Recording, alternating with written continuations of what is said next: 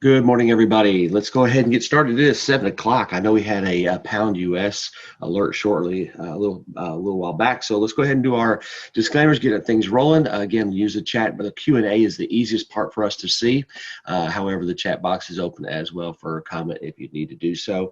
Again, we're going to read the disclaimer, make sure everybody understands what's going on. Most of you guys have been in the room. If you're new to the room, welcome. We'll go through the very, very basics at the very beginning. We'll probably spend about 30 minutes, very, very basic stuff. As simple as we can make it, and then we may dive a little bit deeper into a little more advanced stuff if it provides itself to do so. Trading foreign exchange on margin carries a high level of risk and may not be suitable for all investors. The high degree of leverage can work against you as well as for you.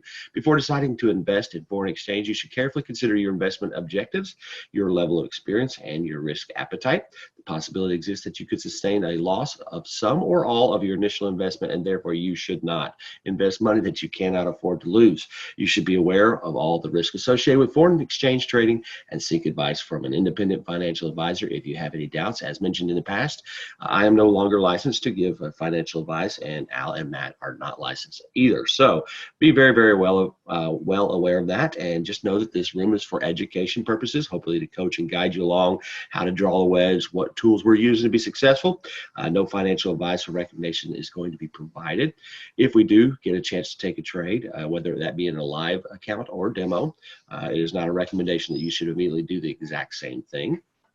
However you may. It's not a recommendation though, so past performance is not indicative of future results. And again, we reiterate this: do not trade with money that you cannot afford to lose. And before trading live, always have some sort of written guide, even if it's on a piece of paper, sticky note like mine is right here. What's your rules for entries? What's your rules for exits? What are your targets going to be, and how are you going to manage that risk? Because that's the key. Is, a successful day really in trading is to finish where you started or profitable, not behind.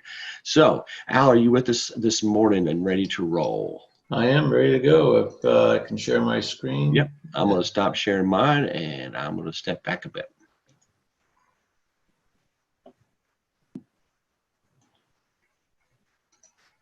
And let's see, we're going to be looking at the British US. We had an alert on the British US at 6:56 or 6:58 this morning. I was just a little bit off the 15-minute mark, but can everybody see my screen? Yes, we can. We're good. Okay, just want to make sure. Okay, and we're going to take this one off. And so basically it was interesting, is this one had an alert earlier today too, which was at 1 o'clock this morning, which is right here. But this was the one that came in at, it was around 6.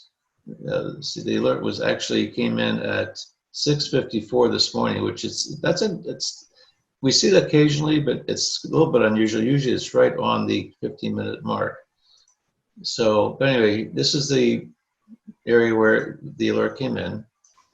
And we had a couple alerts off this yesterday, and so it's kind of actually just playing off of those alerts. We had a nice move down, and so for this one, I had taken let me just so I can redraw this one, since this one's actually almost done for me here. It was ascending wedge, and so I was looking at this high, low for the area to be drawn the pivot. It was ascending, so I'm going to start here at the bottom, put my A there, put my B right on the top of that, bring my C as close as I can to the wedge alert, and then bring my D up to pretty much flat up until where it broke. And actually, I never got into it until after the alert, but this is about where it was. So I'm going to come back to my 1-minute chart.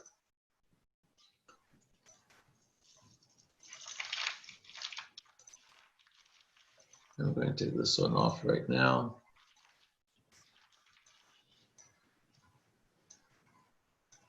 And I'm going to tuck the C in as close to the lowest low that I can before the pivot, before the alert. I did the same thing with my B. I'm going to move that over and move my A over. And you can see it's still slightly ascending, slightly going up. So move that right about to right about to this here. This was a little bit of the violation of this anchor. There's a little hit here, and then took off to the upside. And so the top of my wedge, and bring my D back over a little bit once now that I see where there's an area to bring it in right about in here.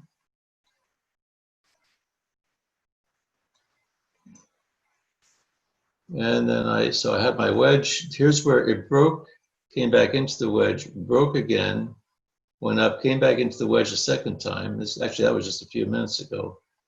But my area that I was mainly interested in is going to be, I had an alert there, that's what it was. Let me take this one off. So here's my trend line. Here's the top of the wedge. And I'm going to move it up 2 pips.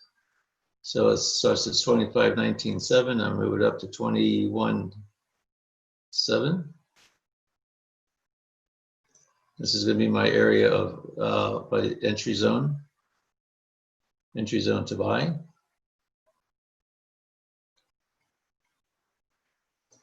And you can see that if the alert it came out, it actually broke the zone, came back into the wedge. You could have actually, wouldn't have not been out of the ordinary to take the trade on this as it came back down and touched this, although it went all the way back through. So we've given you a little bit of pause. You gave it another second time where it came out of the wedge. And I actually got in right about into this area, right as this area pulled right back. Gave me a little bit of heat one more time, and then it took off to my targets. But you can still see that your stop was still, even from this zone, if you're looking at a 7 pip stop, if you got in at the top up here at the 25-24 area, 7 pips is going to be all the way down to the 25-17 area. So you took a little bit of heat coming in, and now it's already coming up to your target 1. Here's another area where we were looking at to where the targets would be. One thing I'd like to, so this trade it's actually still, I took my profits when it came back up. I got my 7 pips and I'm out of the trade. This thing may keep on tracking on up. When I look for targets initially, Brian, keep an eye and see if there's any more alerts that come in. You can see where we had these other wedges earlier, and you can see you can almost still use those for a bit of a reference because, again, these wedges are consolidation areas. So if you see like this here at the 1 o'clock area where it broke the wedge, it broke this consolidation. What this thing's doing right now is going up to retest that area. So to get this other target would not be totally off the mark.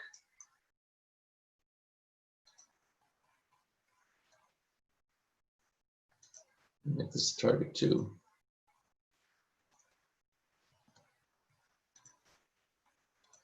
Because usually, like we say, once was resistance is now support, once was support is now resistance. So this was support up here, came down, and now it's retesting this area. You can see this nice blue candle here. We had a drop, it based a little bit and then dropped again, and now it's coming right up into testing this area. I think it's going to have a little bit of struggle getting through here, but if it does, it could very possibly follow this whole other wedge line that we had from this wedge. It could go and they could be using this as an area to bounce off of. So this has the potential of being a pretty strong move today. But again, like we say, we're going for our 7 pips and then we're looking for another trade, or we'll see if we can give an opportunity to play this one back again to take another shot at it. Any questions with this? When you're done with your analysis on this, I had a student who asked a question on the Kiwi that might be a great one for me to show while we're sitting and waiting. Okay. Do you have that one already drawn out? Yeah. I'm going to show them again. I showed them. Okay. It might be helpful for some of the newbies. So let me grab your screen again. Yeah. This one there isn't any place right now as we got started here. There's no place to really get into this trade that I can see. We can check, put some alerts on for some pullbacks to see if it gives us an opportunity to get back in again. So if you want to, I'll go put those alerts on, Brian, if you're ready to go and share your screen. Yeah, I'll share my screen, show you what I got. And Rajiv's in the room, so I'm going to go ahead and explain what he gave me a screenshot. And this was yesterday, I guess it was, yesterday morning. Here's your alert. And it was an ascending wedge. And so what happens is, guys, is when you get an ascending wedge, and there's your alert. Now, we're not looking at this because it's easy to, oh, we would have done this. And I don't do that stuff. So we go back. If it's an ascending wedge, we grab our triangle and we go to the lowest pivot point.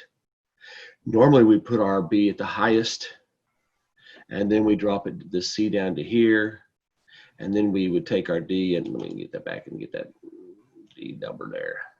I don't want to see. Let me start that back over. Lowest, highest. C is as close to the blue line as we can get for our alert, and then we drag our D out. And you didn't know these were there, so they're no longer valid. You could come up to here possibly. We do tend to like the flat look for a reason, and this is what I showed him. Once it stays there, there we lock it in. I'll fix that. Here's what I did, because I only really have one touch of the B. I went back. Let me get that and put that in arrow. I went back, took my B to the same line in essence, and gave myself a little bit more room to move, put my D across, and I set up the wedge that way. Ascending with a flat top is very, very nice to do. So what we would have done, we'd gone down to the 1 minute and we would have cleaned it up. We'd have seen that this would have been it. This would have been our entry, and then we would take our 7 pips. I'm guessing it's close to 7 pips. If we would have just got right on the line, it actually would have been a 16 pip move on the high side. Now, I don't know any other indicator, so I'm just showing you based on the wedge alone. That one's very, very simple. However, there was another one that he showed, and he ended up drawing it. The wedge was actually pointing the other direction, and this one was also ascending. Well, when I'm looking at this is the alert for the ascending wedge. There is not. It's down. If I went to the most recent low for an ascending, I'd be sitting right here, and I would have to have a wedge that's kind of like this. And it would be just so small and little. If you get those things, or your wedge triangle is backwards and it doesn't fit, don't trade it. There's something not quite in the picture that we're not seeing, because normally I would have said, okay, here's a low, here's a high, snug it up next to, and then draw that. And see how it wants to go backwards on me? I could get really, but that's not an ascending wedge, that's descending now. Okay, so be careful what they're called. When Airis gives you alert, if it's not easy, just avoid it. There's so many other ones that you can do, and you don't need to get that particular. Now, we could go down, and I'm not saying do this either, because, again, you're forcing it. I wanted to see what it is. I didn't even look at it. Once I couldn't draw it, I didn't even want to look at it. I still don't see a great ascending wedge. No, it's so narrow, Brian, that it's not even. When he talks about narrow, we're talking a whopping, in this case, 4 pips, back and forth, back and forth, back and forth, back. 4 pips. Yeah. That's all we got here, and then it did this for 4 pips, and then back down to where we were. It's not a great signal. This one just happened not to work out, and that's okay. And I just want to make sure that you guys know it's okay to say no. If it doesn't draw easy, it's okay to say no. And that's many times we have that question come in, the question and answer, well, when do you know it's not good? That's a perfect example when it's not one you want to take, when your eyes are seeing it going down and there's nothing showing it going up. Now, had this wedge alert been here, it would have still been very, very narrow, as Matt mentioned, but I can see an ascending wedge at this point. I would go here, here, here, and I would have done that. Very, very narrow. And what I got still not taking it, right? Like I'm putting my toys down and I'm walking away and I'm carrying on with my life, because that is not a high probability trade. Like, no, that's 10 pips. We usually shoot for a minimum of 20. That's 10 pips. That's half from the top of A to B is only 10 pips at most. Could you have made it? Could it have worked? Sure, it could have. And it would have, and you would have been watching it for a while. But a long while because this is a 15-minute chart. But you just got to realize, have some parameters. The A and B is your playground. If it's not 20 or higher, move on. I mean, it's still a valid. Yes, that's an ascending wedge. Yes, as Al mentioned, it's a drop consolidation. It's going to move away. But why? I mean, there's no reason you have to. You can blow it up, make it look real big, and it's still going to be 10 pips, and it's still going to be a small area. So just be aware of that type of thing when you're getting these alerts. And if it doesn't make sense to draw, then move on, and you'll find out. But you do not want your wedge pointing the other direction to force it to be an ascending wedge. Yeah, I found that if you can't draw it right, and I'm in the same boat with you, right? Like we've both driven, we've both drawn a couple hundred wedges at this point and back tested some stuff, and there are some that fit within a certain time frame that I just stopped trading, and it's so important to know, not, hey, I'm going to take every trade and I'm going to try to make it work. When you get to a point where you can disqualify trades, then you're getting there, right? He's hitting on something that Al always says too. Now remember this alert. Look where our session closed. This is the close of the day in US. Flat, flat, flat, flat, and that's our first alert. So there's no real reference behind us. This is at 6:30 p.m. Not a great time to trade. If I was going to trade this particular pair, I would be waiting for more in this area, which is right when I go to bed normally. For me, it seems to be a better place right here. I'm not taking a trade at 11:30 at night, 12:30 at night, because I'm up earlier now, and I can't stay up all night babysitting this trade for the amount of return that I could get. My time's a little bit more valuable, and because we're not desperate, and I'm going to say that word very often today, desperate. We're not desperate for trades. This is not the last trade in the Forex. There are way better setups than this available. And it's not because Airis says you have a trade idea that gets sent out that you need to take that trade idea as it is. Because, if it's not within their parameters, don't force a trade. It's not worth it. It's not worth taking a crappy trade just because you want to say you took a trade and potentially you can make 1% or 2%. Take the best trades. We have an enormous amount of trade ideas that are sent to us every day. And we generally just take the ones that fit our criteria.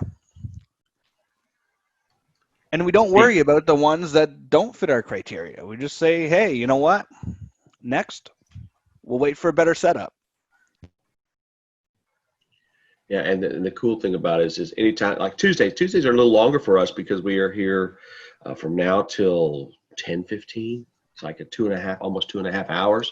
As soon as we take a break, that's when our alerts will come. We already know that from history. So there'll be plenty of alerts. It's so weird how that works. It's so weird. Actually, let's take a break now. How about that? Yeah. I want a stinking trade. How about that? I think Al has to say it because he's usually the one that says, Brian, you ready for a break? Okay. Actually, load it up. A cup of coffee. I've already had 3 this morning, so I'm pretty much ready for it. So I haven't had my first yet, so. No worries, Rajiv. That's what we're here for. Your picture was spot on, and I'm glad you sent it to me because it's a great teaching moment for everybody. And you don't want your wedge going backwards. So talking about teaching moment, we're fishermen. We enjoy life.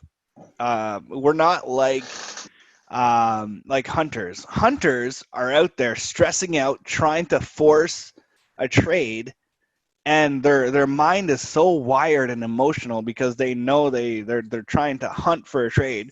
We set up the trap. We've got a system like a fish finder.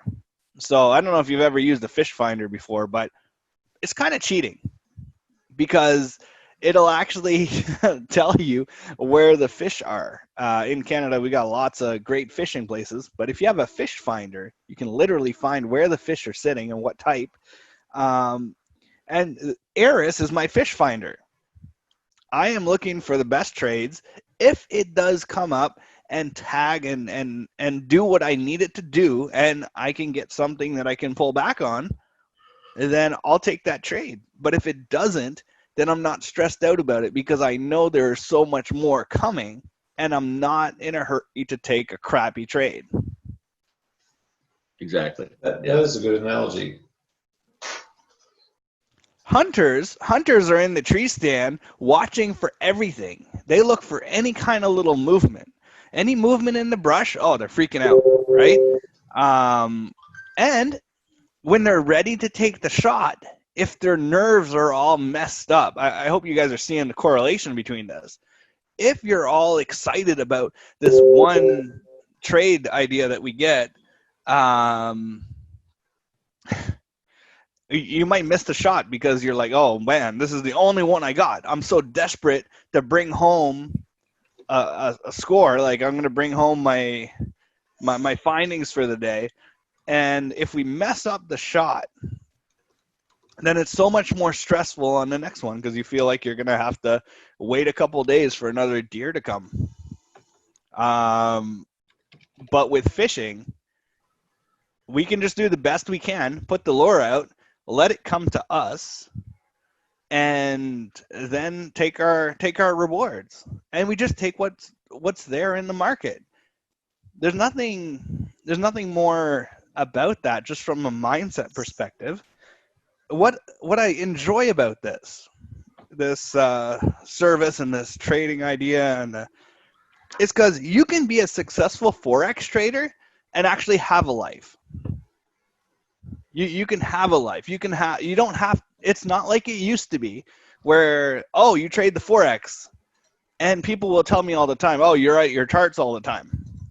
You're spending 8 hours a day on the charts on your computer. You're looking up stuff and you're understanding the news and you're understanding this, and it's too hard. And it's like, do you actually know what we do? We have AI that's on our side, that's doing the vast majority of the work to identify where the potential breakouts are.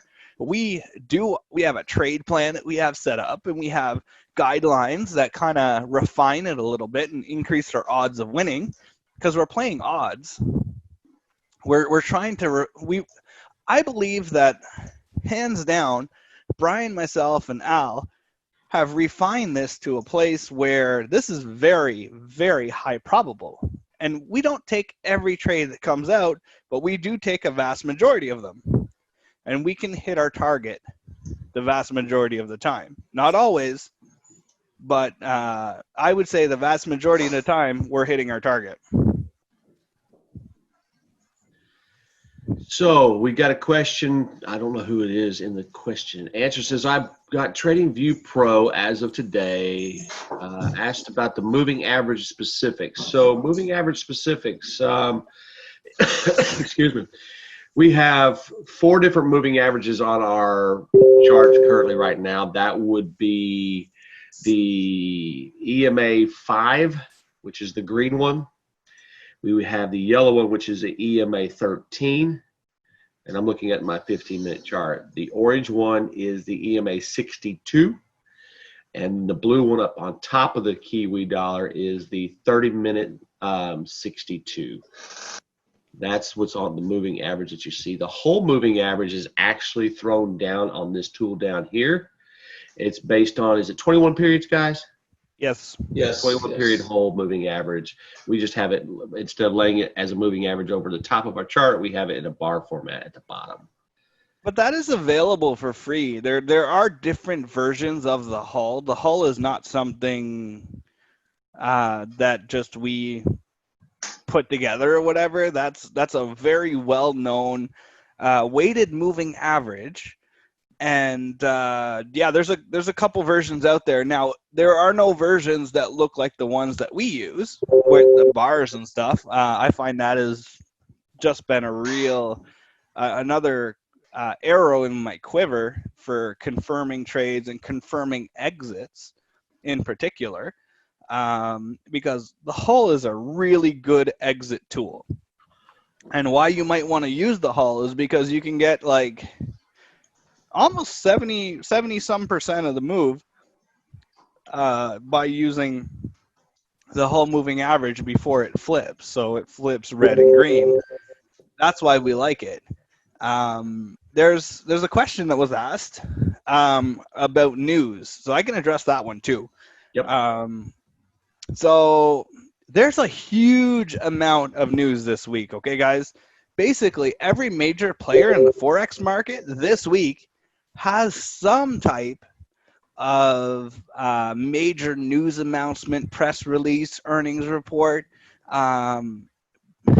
Let's just say that we are aware, and we will try our best to kind of avoid the red folder news, because we've found that with our trading style and the way that we get in really tight, it likes to whipsaw.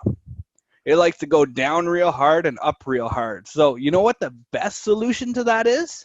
Put the toys down, walk away, go do something else. Because it's always in the back of our mind that you don't want to be trading something where the move can be much more accelerated than what you expect. It's not worth it in my book to mess around, because we don't need those big moves. Why put ourselves in that position, right, Brian and Al? Like, why go hunt those red folder news that are going to go 100 pips if you don't need to get 100 pips? All you need to do is consistently, every day, 5 pips, 7 pips, just whatever, just keep on building your account as it comes. Take what's in the market, but don't go set yourself up to get a home run. When you take the home run, you're trying to hit a grand slam, and your goal is not to hit a grand slam. It's actually to put people on base. Put more people on base, and you could potentially win the whole game at the end of the year. That's what matters, is not how many times you hit the ball out of the park. And speaking of home runs, let's go back to that British U.S. Chart, and you can see You want to where. take the chart? You want to take it? You brought it up. Yeah. Let me get back to where I can start sharing. So you gonna give me sharing again? Oh, absolutely. 20 seconds. We got another question. So, if there is red folder news, can we assume it's bad news for that currency and place a short as it would go down? If you are trading Airis, this is not something that I would do. I am not going to be assuming that because the news is negative that the price is going down. There can be market manipulation, which we've seen sometimes in the non-farm payroll, where it was negative and price didn't even move. So we can't assume that because it's potentially negative news. To me, all I care about is there red folder news? Then I'm probably going to be very well aware of that currency pair that is being effective and the correlating pairs connected to that pair. But under no circumstances, when I'm trading Airis, am I putting a preconceived notion in there that it's either going to go one direction or the other. And by putting weight on the news, you're then potentially setting yourself up for something that's not going to happen, based on, we like technicals. We love technicals, and the essence of technical trading is see what's going on in price movement, see what's going on in the chart, react to what the price is doing on the chart at the moment. You're not going to get everyone, but based on our money management system and the way that we've been trading and our back testing, we find that you don't have to hit every ball that comes your way. It's just we get a lot of people on base, and that's all that matters at the end of the day. And so basically what we're looking at right now, this is basically that British pound trade that we had earlier. And you can see that where I was talking about, let me get back to the 15-minute chart. Let's just kind of analyze this a little bit as it's still chugging along here. And you can see that right here, I said, here was where that other wedge was. And here's where it broke out. You can see this there was a drop, it had a little blue candle, wrong strong wick, and they came out and took that out. This was an area where the sellers lost the battle. But now you can see where, as you expand this, you can see where this blue candle came right up to that same area where the sellers took over. So the sellers have control up in this blue area right now. This is the area where the sellers are actually in control. And let me put this in a little bit of a. So the sellers are up there, and now your buyers are coming. The wedge is still holding, but you can also see that as this wedge is declining, it's also, and we had the breakout of the wedge. You can see we're starting to get another little it's actually forming a channel to the upside. So if you were trying to go for that longer run that we talk about, we don't do it a lot. There are cases where it really works out very well to stay in the trades, but again, we're happy to get our 7 pips and move on. But for some of us, some of those who are more aggressive, this is a way of trying to figure. Once it breaks out of the wedge, you can see it's starting to trend. You're getting higher highs, higher lows. You can see where this trend from where the C was, it broke out of the trend, it came down, came back into the wedge, came back out, and it hit our targets. At this point, you can, if you want to go try and get the bigger run, trying to get up to this target 2 area, you can form a channel. Just get where your anchor, your hit. If you get a third hit, there's a good chance this could come up and retest this line right here, where we have there was a high here, and there was a high here. There's a good chance it's going to test that upper trend line, the lower trend line, somewhere into this area where we have our target 2. We also have the ability to have our Fibonacci lines, which show us some of these areas. And you can see, like right here where this blue line is on this 15-minute, that's a very strong area. And between this blue line on the 15-minute, if you come up here to, there should be another, in the green line, there's a 62 pip move from here all the way up to here. And you're going to have 7 pip increments all the way up to that 62. And that's a lot of times where we get our 7 pips target coming into. If I go to a 5-minute chart, and I'll take these pips off.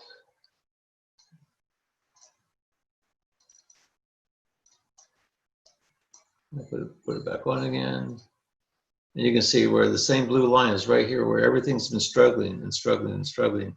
But once you can break through, the next area is going to be right up here, which is just above where that target 2 is.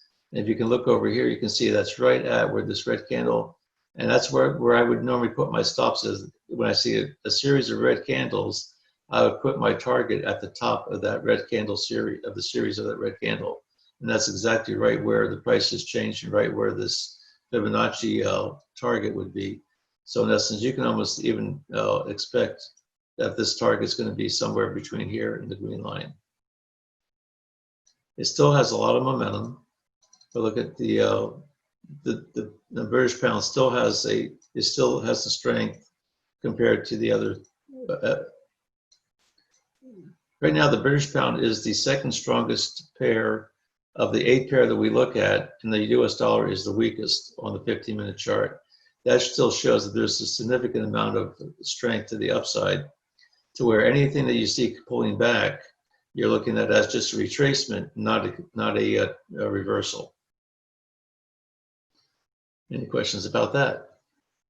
And that's a little bit how you can know if you are. I mean, a lot of times what we'll do is we'll get our first or second position, take your profit, stick it in your pocket, and then if you feel like you want to try and catch that bigger move, wait for the pullback, take a smaller position, and then just let the indicators and the trend lines show you where to get out of your trade. Yeah, I agree completely. You got to be, if you're going to go for that big run, you're going to have to be willing to sacrifice some of your gains, because price likes to move in waves. It likes to go up and down and up and down. You don't want to run into a situation where you're taking a big move and you got no pips in hand. You don't got money in your pocket. You're not ready. It's probably not a great idea to start taking trades like that. You need to have money in your pocket, so because you're all about conserving and protecting and then growing your account. Don't go hit it, right? One of the more frustrating parts of the trader is when you go and you're in profitability, you decide you want to let it run, and it comes back and stops you out, and you say, "Man, I had those pips in my hand. All I had to do was just push the trigger, and I didn't have to have all that emotional inventory that I have to pay to get back into the trade or to beat myself up because I didn't take the profits. Take the profits, wait for the pullback." Wait for a good area to pull back, and you can look at, a lot of times we'll use trend lines for the pullbacks, we'll use moving averages for the pullbacks. You can see that the 62, that's one reason we use the 62, you'll see over and over again where that'll act as a barrier to, it'll come up here, comes up to 62, pulls back, breaks it, pulls back, gives you a little bit of a gyration over it. But once it solidly breaks it and all your moving averages are in the right direction, and your 13 crosses your 62, that's a pretty strong support zone. So, and you'll see where like this red candle that came down, it touched, this blue candle opened up red more than likely, touched the 62 and then took off again. And it's still within that same channel that we end up identifying. So even if you don't have all these tools, you can still do it by price action analysis.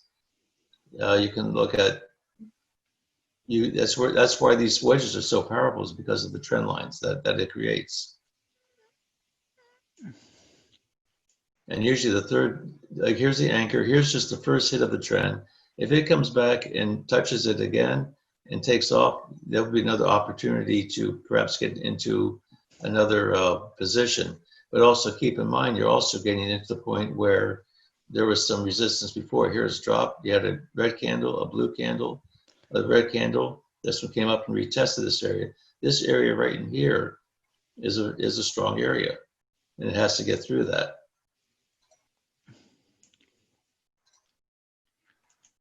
So if you keep on looking to the left, when you draw your wedges, look to the left and see where the areas are where you might run into a problem.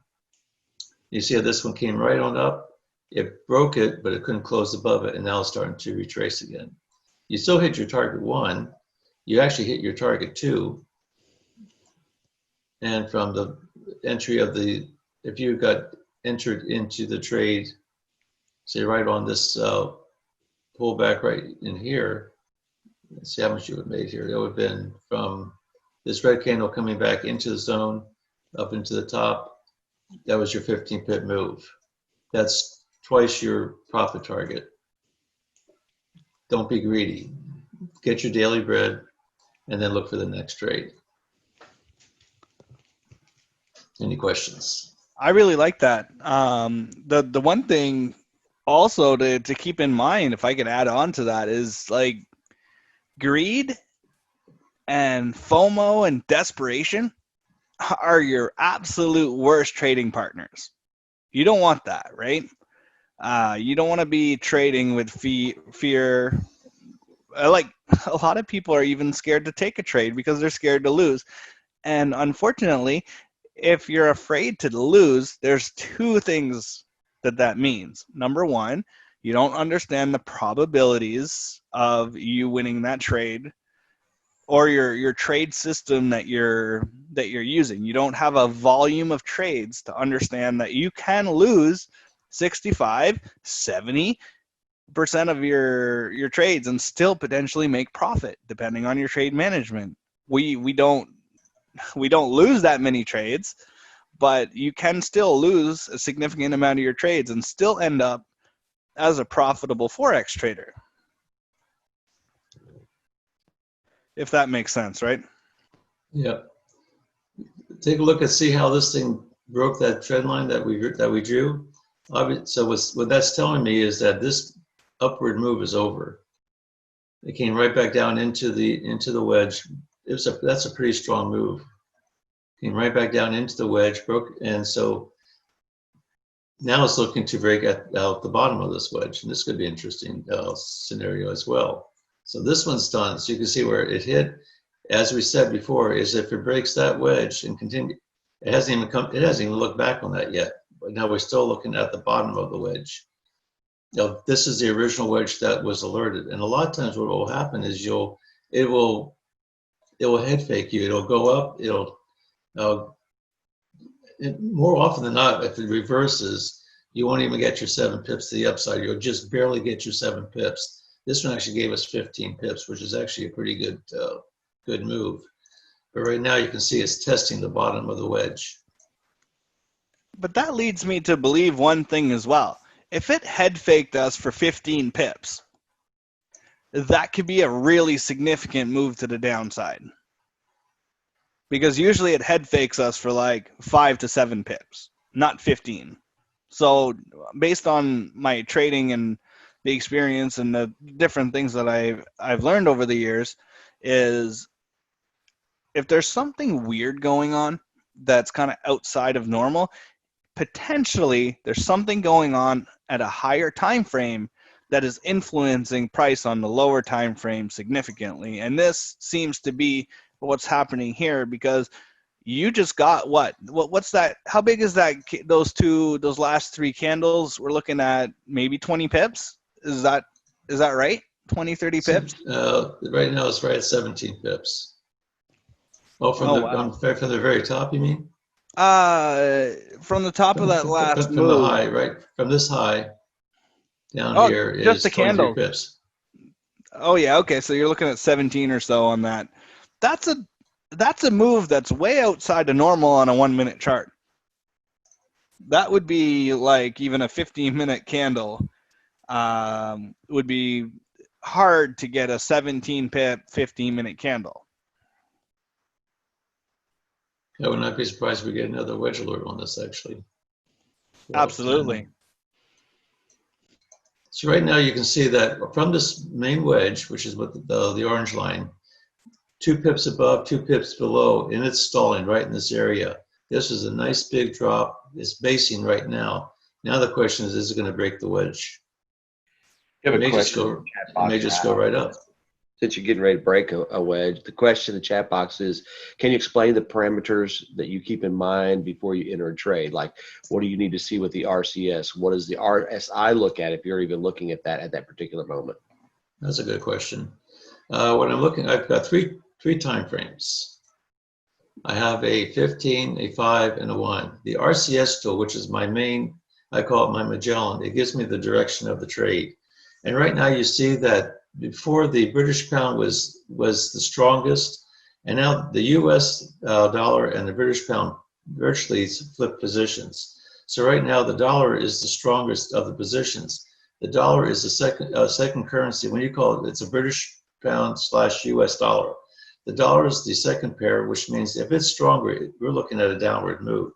So this thing could very well break to the downside. The dollar is strong on the 15, the dollar is strong on the 5-minute, and the dollar is strong on the 1-minute. If it breaks the wedge with this type of strength, it would be an okay scenario to take that short, but it needs to break the wedge, close, come back, retest that sell zone. I'll make this to the sell zone here. If I can template, and this to be entry to sell. This is the sell zone between the orange and the yellow. If it comes back down, now right now it just came within 1 pip of the wedge and it backed off again. So it's finding some buyers down here at the bottom. But if it can manage to break, especially if it can break this C level, where I have my C mark, if it can break that, it's probably going to go and take off even lower yet. And this is where I'm looking to see other time frames. And I can scroll over here and see, right now I see nothing over here since July 10th. We're at the 14th. So 4 days, this is the low from 4 days ago. There's nothing over here that shows me anything lower. You'd have to go to a higher time frame to be able to see anything. And that's going to be right about in this area here. Now, right now I'm looking at a 3-hour chart to just try and find an area where, and so in all honesty, if this thing breaks here, this is the level, this is what I'm looking at right here. I see this little wick right here. And if it can break and close below that, this is probably going to be the next stop that it's going to be that I'd be looking at right down here. And come back to a 1 hour chart and see if we can see anything. And that's all the way. We have a little bit of a. We have a new alert. Okay, let's take a look at it. All right, 8:45 U.S. Swiss. That's a good one for this time of day. I'm going to go to the U.S. Swiss. I'm going to erase all this. U.S. Swiss. I'm going to take everything off my charts while I'm drawing this wedge.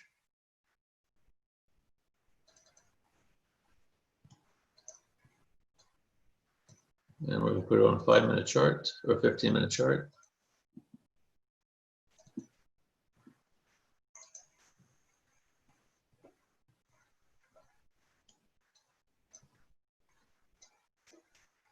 And it was at 8:45. And was it ascending or descending there, Brian? Well, let me check real quick. I was watching your screen. Descending. Descending. So I'm going to start my A. You see this nice little pivot high right up here. Here's the pivot low. Here is where the wedge alert. So we have. So this is the new range. This is the range I'm going to be looking at for this. I'm going to be looking at, see a break above there, where I'm going to be seeing a break below this area. And so I'm going to start my, since it's descending, I'm going to start my A up here. So here's my triangle, start my A, come down to my low, pivot low B. There's my C, tuck my D in right here. And we're going to see if this thing's going to give us a reason to get into the trade. You can see that as I draw my B, there's a little hit right here. There's a hit right here. I'm going to just tuck my D right there. And then we're going to fine tune this on my 1-minute chart.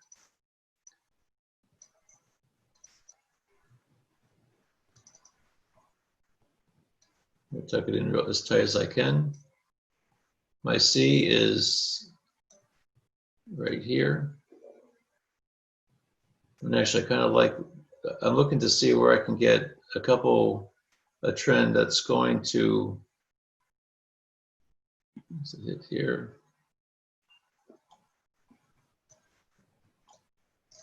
It's descending, and I may be able to move my A a little bit closer.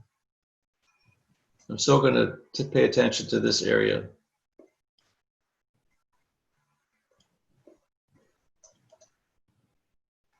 I like this one better. Here's a A, here's a hit right here, here's the C before the alert. Here's my B, here's a hit right here, there's my D before the alert, here's my wedge. I'm going to widen this out a little bit. I'm going to check my tools to see what kind of strength I have on this thing. The US dollar is strong. If the US dollar is strong, as being the first pair of the currency pair, first currency of the pair, if the US dollar is strong, we're looking to break to the upside. The US dollar is strong on the 5-minute, and the US dollar is weak by 2 on the 15. So there's going to be a little bit of a battle going on in here. So right now, there's no real conclusion as far as which way this thing's going to break. Although right now, I'd be favoring it to the upside. If it goes to the upside, I have a lot more room because I have all this area up here as a target zone. If it breaks to the downside, I only have this area right here. So in essence, what we're looking at is if you draw a box of most price action is going sideways at some time frame. Well, right now it's actually going sideways in between this 94.20 area and this 93.89 area. And if you look at the measurement of that distance, you're basically looking at, there's our 29 pips, so there's plenty of room to the upside, not so much room to the downside. You only have about 4 bits. If it breaks to the bottom of where the D is, it's still going to have to get through this part before it's going to go lower. So now I'm going to draw my parallel lines.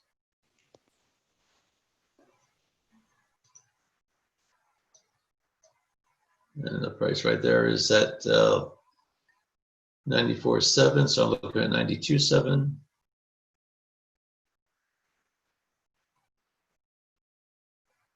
right about there. This is going to be my entry to sell.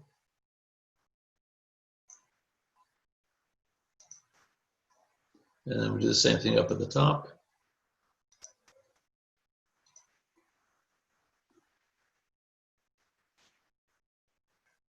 And that's at 99.7, so I'm looking at 0.17.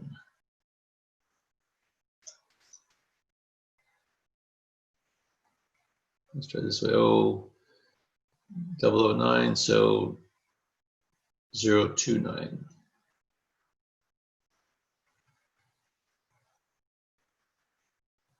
Right about there.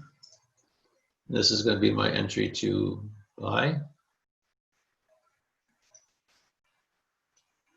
And now we wait. And this part is very, very mechanical. There's not a whole lot of subjectivity. Once you've drawn your wedge, you put your plan in place and then just wait. Exactly like Al just said. You just wait. And then, you know, again, you don't have to have the other tools to trade this. You just have to be able to look backwards. Like he said, look to the left a little bit. And you can be very, very, very clear that you don't want to be going short on this if it can't close below a good closing below D, because you already see the other few hits right behind it. Then you're going to have a battle at B. You already know that. So you have to just determine as a trader, do I want to fight that battle? Are there things in the big picture that cause you to say, yeah, this is the one I want to be short on? If you have to go all the way back here about 2 or 3 days, if it breaks the C area, you're looking at a battle at B, like Brian said. And that's where you have that line. If it breaks the B, the next place you're looking at is going to be right about here. See this nice big wick over here? And that was 2 days ago. So I'm just going to mark that as because there's probably buyers underneath that yellow line. And you can look all the way over here. And you can, if you spread this out,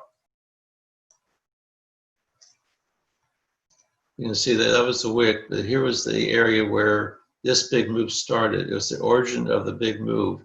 And this was a candle that took it way up. So right in here is where you'd be looking at a zone to be. I'd be looking at the top of this red candle, and this is my new zone. So I would expect that you're going to have a little bit of a battle if this thing comes down. If it can break through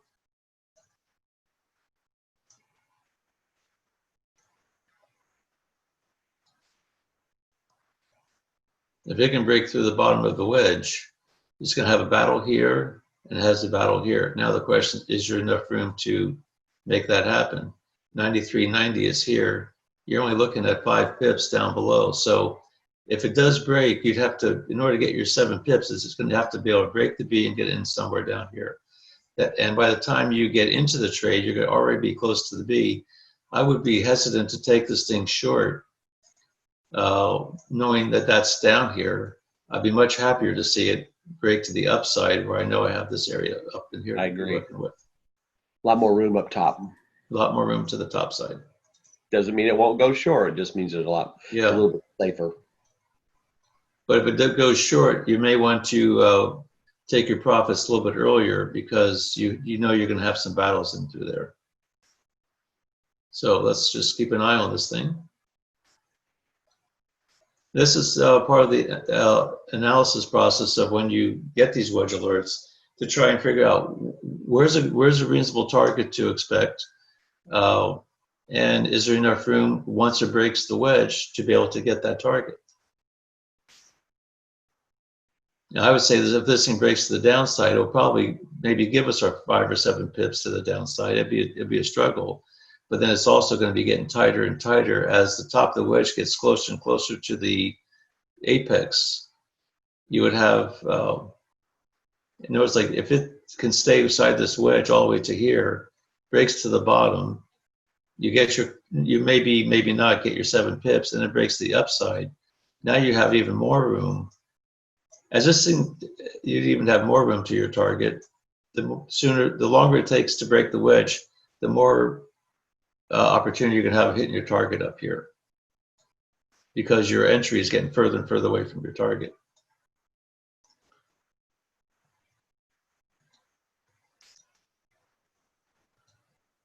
And this was a descending wedge, so it's somewhat favoring the in my mind, is favoring to the upside.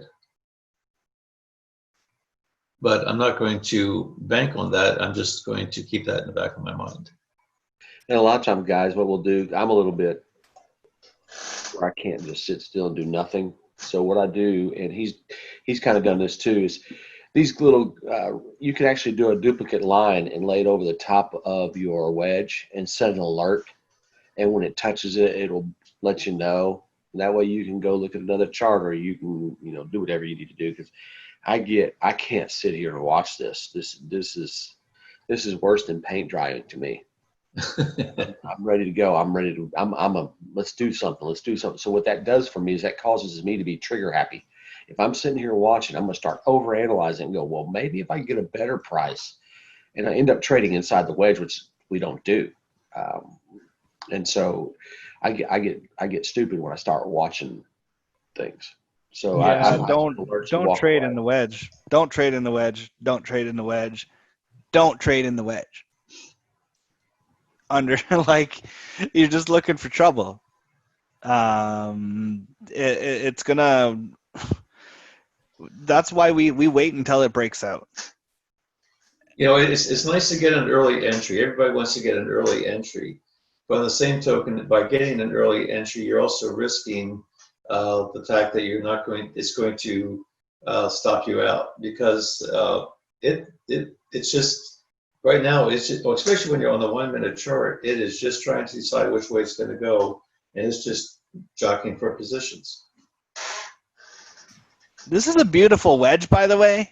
USD CHF. You see how it's respecting very, very well these lines. This is a really nice wedge. There's nothing breaking outside. It's coiling really nicely. Whatever happens here could be very special. This could be the trade of the day. I'm going to send an alert on this to if it touches it. If we go to a different chart to be looking. So I've got an alert on the screen line right here. We can actually probably put an alert on 1 pip on the other side of the, and let me just do that. Let me clone this line. Let me just pull this in about just about to there. Let's see if we get an alert, and we'll see which way it's when it starts getting within 1 pip of the wedge. We want to be looking at it. And what's our whole moving averages looking like? What's our other indicators saying about this right now? I'm not gonna assume anything, but I do like it to the downside, and the only reason I do is from a higher level, there's a whole lot of downward momentum from a higher time frame perspective.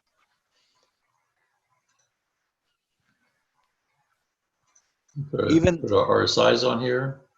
Yeah, we'll just see what's going on. Do a little bit of analysis prior to the break, and we'll see what's going. But I do like it to the downside just because the overall trend of the market appears to be downside. It doesn't mean that it's not going to reverse and go up the upside. Do you see? Like, I'm not contradicting Al, but it's just I see something a little different at a higher time frame. But we're not looking for a big move, right? No, we're not. Now there was our alert. So basically that says now that's within 1 pip of our wedge line. So if we were looking at another chart or something like that, we'd have a reason. If we weren't doing anything else, we'd have a reason to come back and take a look at this. And so right now we're going to be just looking at it. I'll put it back on the 1 minute chart. And let's put some indicators back up on the chart here. And we're going to take this one off. Well, that's a moving average. As he starts throwing indicators up there, if you have a question about them, just post in the Q&A, and I'll try to answer as we go. That way, since we're so close to being in a trade possibility, I can answer any question that goes to the indicators. So right now we're looking at, right now we have these RSIs, and with the RSI we have actually four major lines. We have the 11 of the range of the RSI. We have an 11, a 40, a 60, and an 89. When it's in between the 40 and the 60, there's really no trade. That just all that tells me is that everything is pretty much in equilibrium. But once we get a break of the wedge, and if the RSIs are both coming out of the 60 to the downside if it's going short, or out of the 40 to the downside if it's going short, or out of the 60 level to the upside if it's going long. And we have the RCS tools are saying that the Swiss is, or the US dollar is, right now the Swiss is in, it's just slightly better than the US dollar. It's they're both pretty much in the middle of that range of the 8 to 0 or 7 to 0. The Swiss is starting to get a little bit stronger. So if the Swiss is getting stronger, being the second currency of the pair, we would expect this thing to start looking to break to the downside. If it breaks to the downside, we have to be looking to see, do we have enough room to get to wherever it breaks the zone and comes and will come back into this region. And so from here, so if it breaks, do we have 7 pips to the downside? We have 9 pips, so it would be it would be tradable. But I'm not going to probably go for 15 pips with that without expecting a retracement back into the lower part of the wedge. But right now, the Swiss is gaining much stronger control. This could be the entry coming. There's the break of the wedge.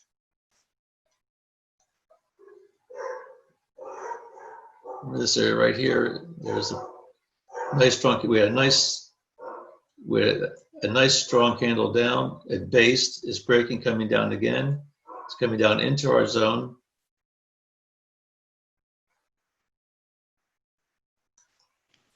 Yeah, I'm in. I say start getting your trades set up if you're not already in.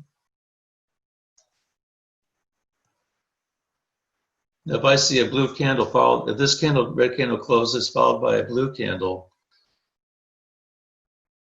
I will probably take this thing short. Let's see how our RCS is. Right now, the Swiss is, we got a nice spread over here on the 15-minute chart. So right now, the Swiss is definitely stronger. It's showing strength. Wait another few seconds for this candle to close. We're still looking at the 2-minute chart, or the 1-minute chart, excuse me. Here's another confirmation. At the 30-minute level, the 30-minute 62 price just closed underneath it. There's our blue candle.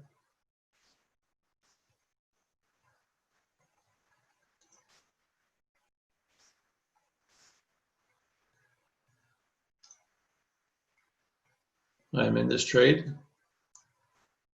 This blue candle came all the way up, couldn't even break the top of this red candle. Now we're looking to see if it's going to break the bottom and give us our 5 pips or 7 pips. I think that's called a hammer, is it? I do not. I can never remember those. There's like 30 or 40 names of different candle patterns and whatever.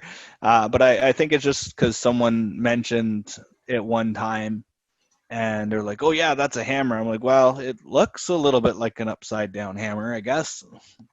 But it's one of those interesting ones. So we'll see what happens here, guys. Just so you guys know that Al's working remotely on a laptop, so every so often his screen is going away because he's using another window that you can't see. It's not a bad connection.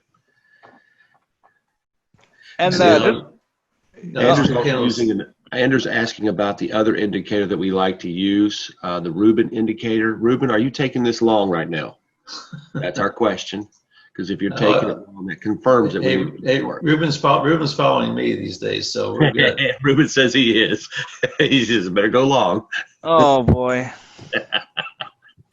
No, Ruben's got this thing figured out. You guys give Ruben a bad time, but Ruben knows what he's doing. Don't let anybody kid you.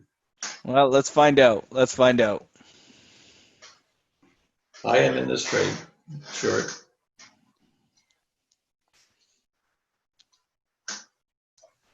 And I my would be stop, surprised if it came back into that wedge before it brought us to 7 pips. I'd be surprised. so we're going to put our short tool on, see if we can get this thing set up. So here's our 7 pip target. It's going to be down right about in this zone that I drew out earlier. There's the target. Stop's going to be 7 pips up.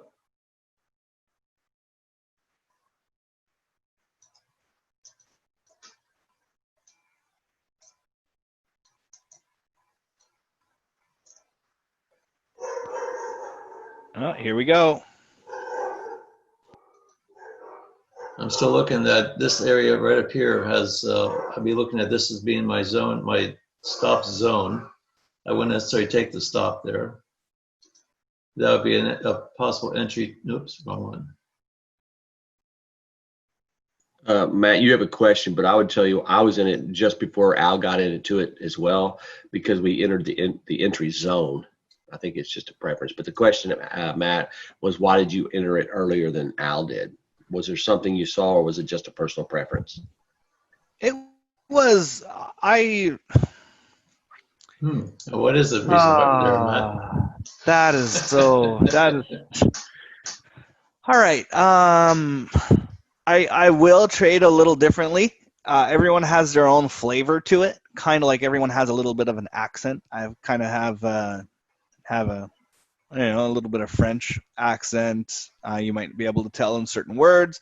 Brian has a little bit of a Texas accent. So just like in our trading, we're a little bit different. We try to keep it as streamlined and the same as possible. I just saw something a little bit different, and I sometimes get in pretty early. I don't know if that's kind of the answer. It's not easy to explain. It's not easy to explain why I saw that. I've spent a lot of time on the charts. It's not like I just randomly threw something there. Sometimes it works out. Sometimes it doesn't. If it doesn't, big deal. Look at this thing come up, eh? Yeah, this thing is, but I'm not going to be too concerned until it breaks the top of the wedge and gives us a reason to go long on it. Yeah, if it breaks the D, I'm out. And then I'm going short. So let's see what's going to happen. You mean if it breaks the C? Oh, yeah. Sorry. On my screen, it's the D. Okay.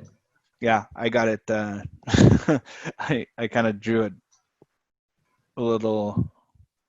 I started at the wrong spot. The rubometer is working right now. Yeah, the rubometer is working. It's going against us. He's taking all of our money. Yeah, well, just wait. I'm not out of the trade yet, and I'm not going to get out. I don't. Right now, I'm going to keep my stop above the top of the wedge. So if it breaks the top of the wedge and gives us a signal to go long, then I would reverse positions at that point in time. Here we do have a 1 minute trend line that you can draw, like another from the top, from that where we put our C or our D or point of the wedge. You can actually draw it downwards. Now we're going to see what's going to happen. This is the 1 minute 62 that it's trying to fight. It just overtook it. So let's see what's happening here. I would be surprised, again, I would be surprised if it sliced through the D. But I've been wrong, just like I was. So we'll see what happens.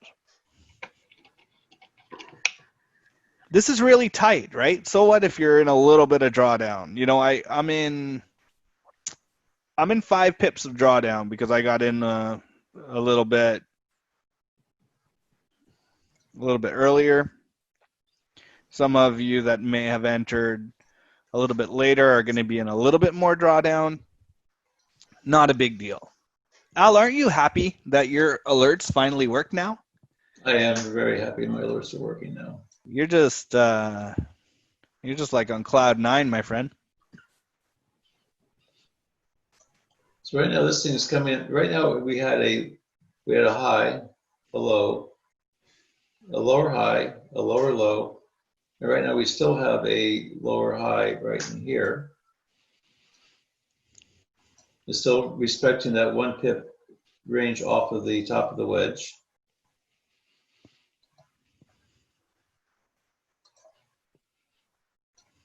This is where you use your eyeballs to pay attention to overall picture, determine when you get out. Because I'm sitting at 6 pips down, but I'm not worried. I actually added to my position to make it full, and one position's break even and one's at 6. So What do we got on the hull? What do we got on the hull moving average right now? We probably got 15 in red, 5 in red, and 1 minute in green. Let's see. Where is my hole here? It should be showing. Maybe it's on inputs. No? No, it should be. Maybe that might be. stretch it out a bit. Not that. There they are. I have 2 reds and 1 green. So this thing starts pulling back, and the one that's green is basically your 1 minute. And all that's showing is that your 15 is red, your 5 minute is red, because you have 3 of them right here. And right now, this is just showing that this is a pullback on the 1 minute. And just see if it's just going to be something to. There have been some pretty strong pullbacks today, this morning, stronger than normal. Yeah, there's a lot of activity in the news world, just like we were talking about a little bit earlier. It's like every major central bank, all the major players will have some type of policy announcement or earnings report or whatever this week. It will be and a lot of the currency pairs as well have been consolidating and coiling. So I'm expecting some very impulsive moves this week, and I was really excited to get some get that kind of volume put into the Forex marketplace.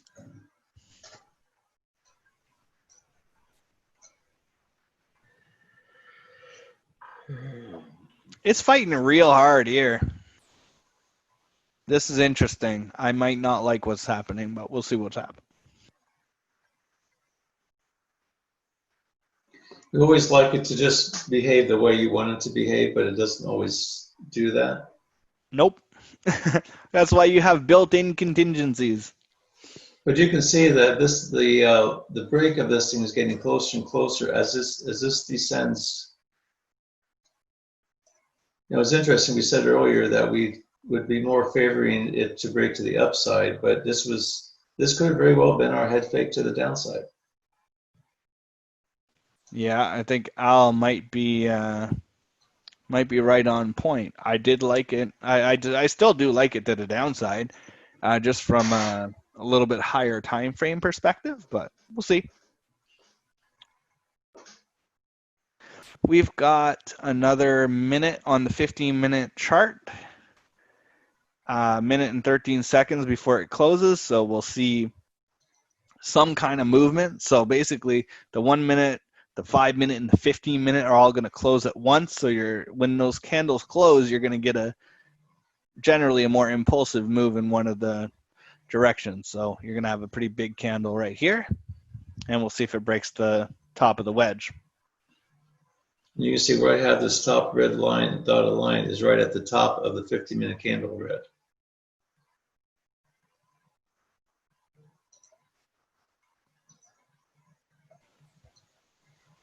So if it does break that, I am out of the trade and I will take the loss. I am not staying in this trade.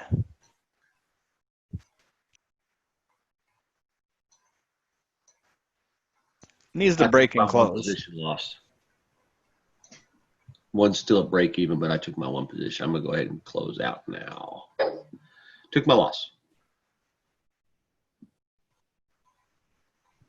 We're about to see what's going to happen. See where the dollar has now becomes first currency. Now the dollar is becoming stronger to the Swiss.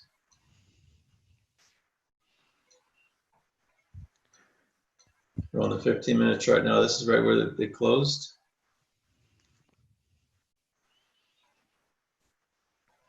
Yeah, if it breaks 94.01, I will be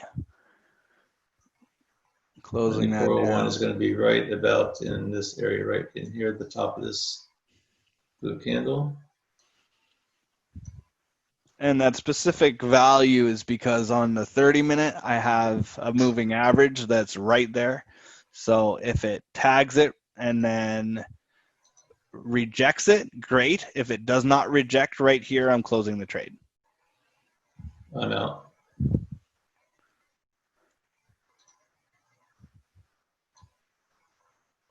Now we're also looking, right now we're looking to see if this thing's going to break to the upside. The dollar has now gotten stronger.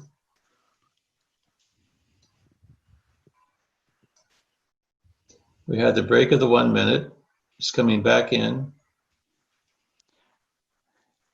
I think I got head faked. And at this point, I'm going to reverse positions.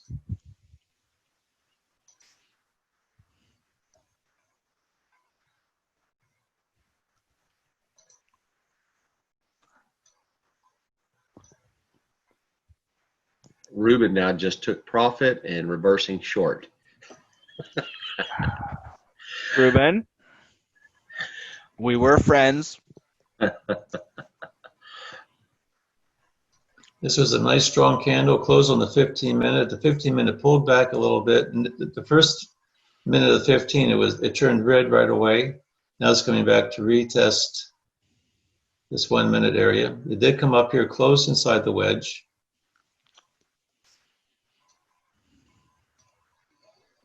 So now we're going to reverse. So I took my loss on this one.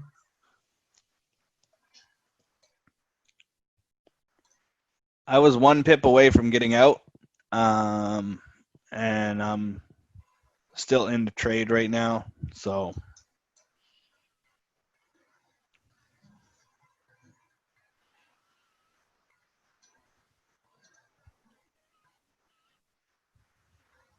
and we'll see. Now we wait. I'm going to remove this one. I'm going to alert on that.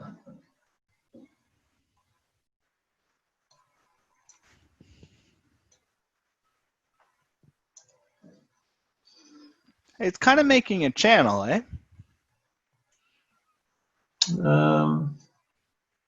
At least at the 5-minute level, looks like it. Right now, it's still trying to decide which way it wants to go.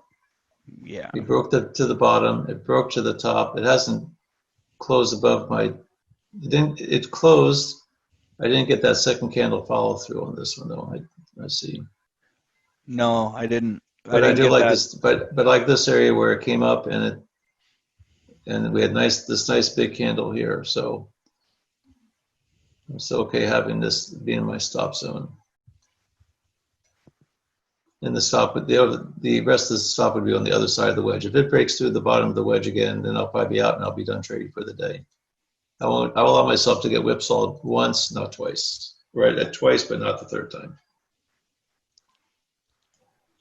If I get whipsawed off this one and I lose again, I'm going to go in my garage and grab a golf club and I'm going to throw it just like I do on the course when I get upset. I'm just kidding. I don't do that. Well, as long as you open up your garage door, you should be fine. Exactly. Neighbor's house, I can reach their roof. Okay, that's not bad. See what our moving averages are in the correct direction now on the 1 minute. You have the 62, the yellow 13 and 5, so they're all moving in the right direction. It came back down. They retested the 13 on the 1 minute. So right now, as long as this 1 minute it holds, this could be our stop zone here. I still like being on the other side of in this area right here between 97 to 93. This is only 4 pips wide. You think we've been trading long enough? Our wedges are to the pip, exactly mirrors of each other. It's like you drew yours on mine. It's like I'm looking at my chart. That's how close our wedges are. Now you see on this 1 minute, the 1 minute is the green, the 5 minutes green. Now we're still waiting for the 15 to turn green. US dollar is stronger. That's the first currency of the pair. Strong by 3 on the 1 minute chart. It's strong by 2 on the 5 minute. Now the Swiss is still showing a little bit of strength here on the 15.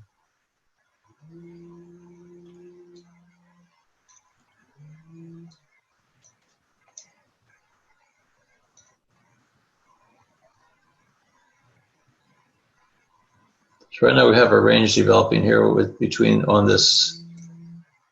If you look at the 15-minute chart, you look at the range on the 15. See where it's actually basing right in here. It's going side. You see how it's going sideways?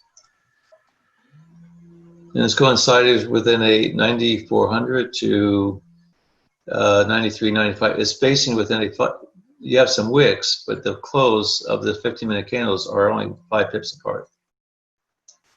That's pretty tight. Question is will this pair get stronger as they approach the U.S. Open? We don't know how to. You don't know that. Yeah. You would think that would happen, but that's not always the case. No, sometimes it loses a lot of value really fast too. So it's kind of like putting your weight on the news. You don't really want to, I don't know, have a, we like to say preconceived notion. I don't want to try to predict where it's going.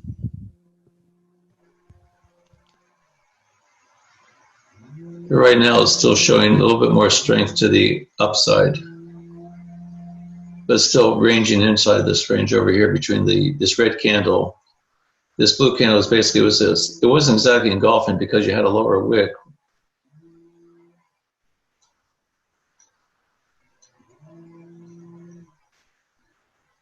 I'm going to take this wedge off of here just so you can see the 15-minute a little bit closer, a little bit better.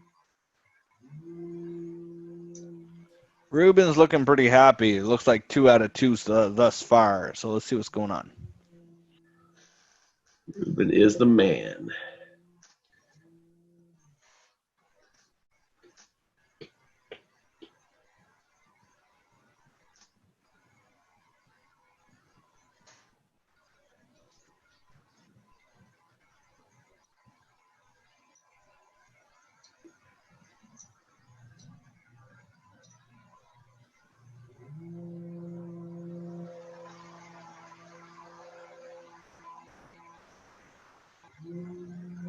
You see on the 5-minute chart, on the 5-minute chart, you can see we have a nice blue candle, higher high, higher low.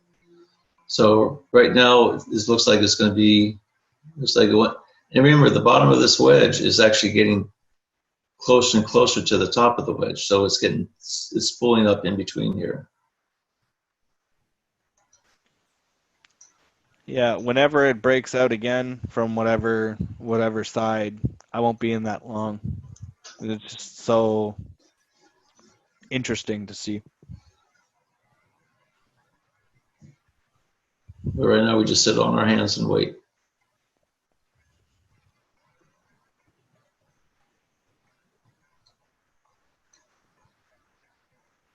Dollar is still strong.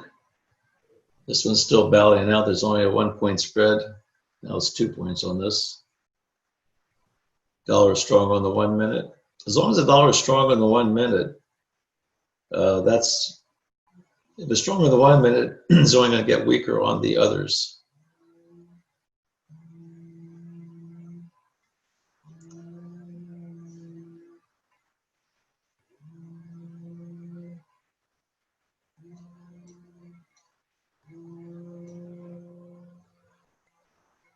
You see right now the moving averages are all right in the middle between the 60 and 40 range. You can see it's 48 and 38 over here on the left.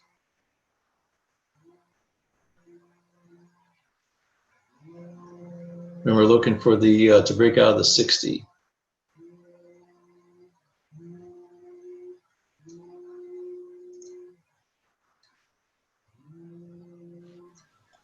And now a word from our sponsors.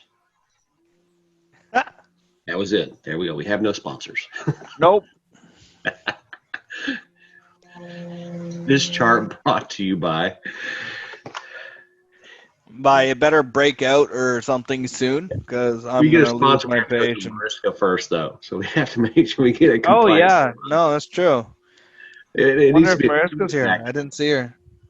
I think she's here today. We Yeah. need to get a cheese factory. You know, this wedge is brought to you by a cheese whiz or something. Hey, you see, okay, you see the 5 minutes now. The 3 period is out of the 60, above the 60. The 8 period on the 5 minute is right at 54. We're still waiting for that to break at 60.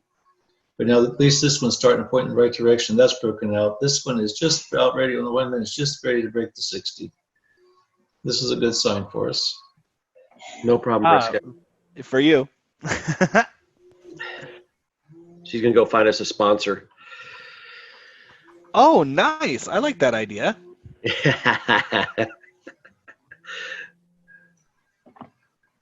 We're out in the middle of a trade, have some commercial come on. That would be great.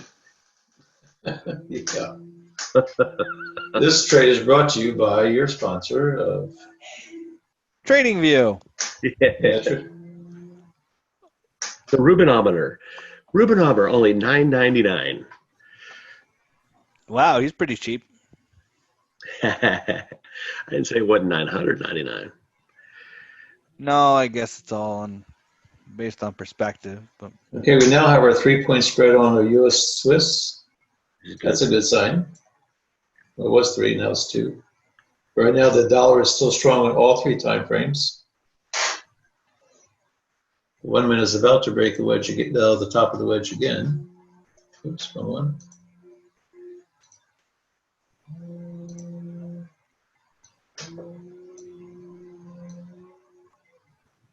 Still struggling a little bit, but all our moving averages are still in the right direction. That's right. Yeah, about 3 more minutes. We should start seeing something happen here. yeah, let's see what's going to happen. That 3-minute candle close is also going to be a 30-minute candle close. So that means probably a bigger move. So whatever happens in the next couple minutes is going to be pretty significant.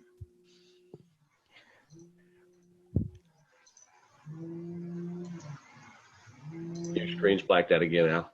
Yeah, I'm just getting a couple things set up on my charts. Okay. How about now? Good? Nope. Brian took the we're good. pound US short, and he's hit his target. So he was Oh, asking. nice. Good job, man. I wasn't even watching the pound. I probably should have. That's okay.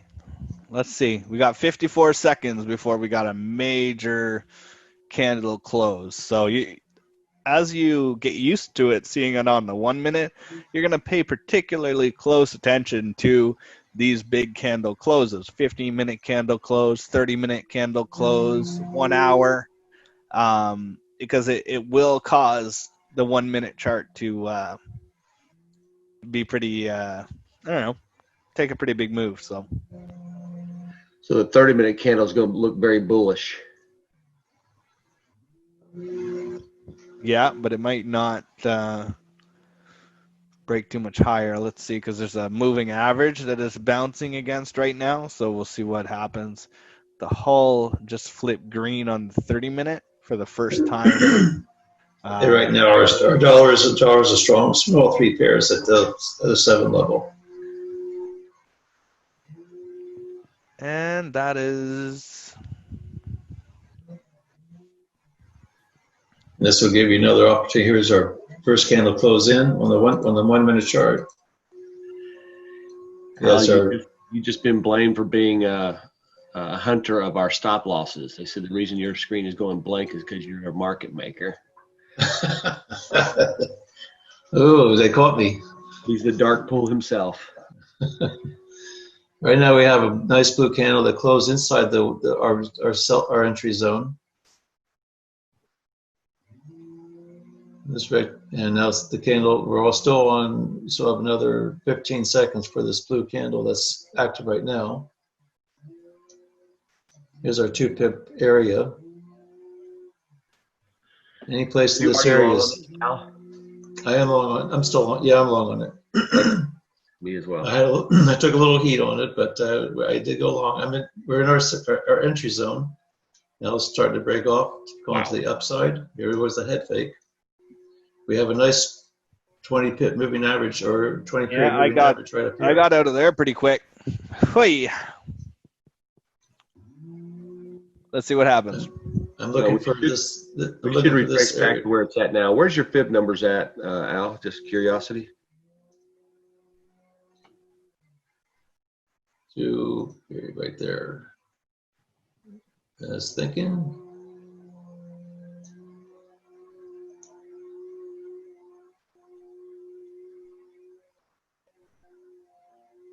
Loop takes too long to execute. What's that? That's something new. Yeah, that's an error. Where's that at? Is that MetaTrader 4? I've never seen that error before.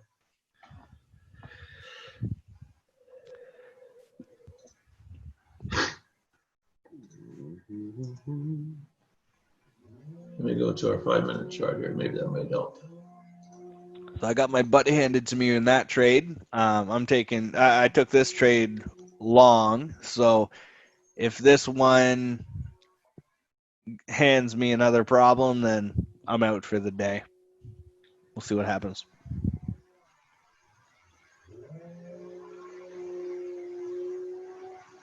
I'm a little curious to see why this fib tool. Here's our red line, the 5-minute red. Here's our 5-minute blue line. So let me see if I put this on 2-minute. There we go. We're coming back to demand. Yep.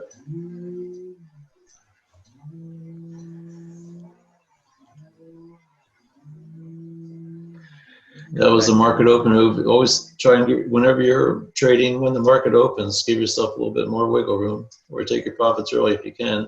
Yeah, I should have. I'm right back at my original entry from my trade that I just took a 2% a loss on.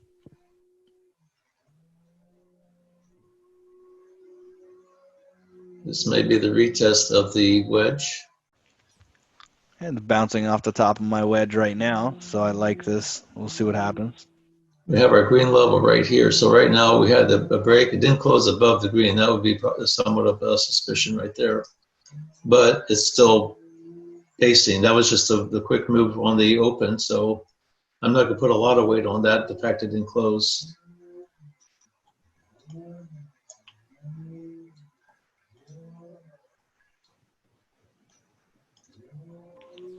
Look for a bounce on the 1 minute 62. Let's see if that happens. Let's see where my fibs are right on this one here. Where my moving averages are.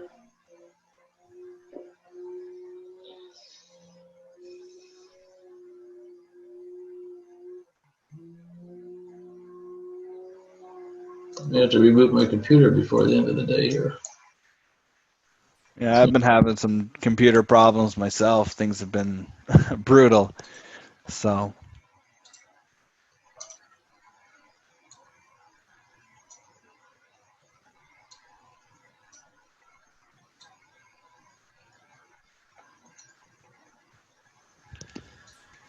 Are y'all still using AOL in Canada? Dial up? No, of course not. I've got gigabyte internet, so. You're back to, you're no longer having to wait for a handshaking? Oh, not at all. That's cool. Not at all. And I don't need like satellite internet from my Igloo, so it's pretty good.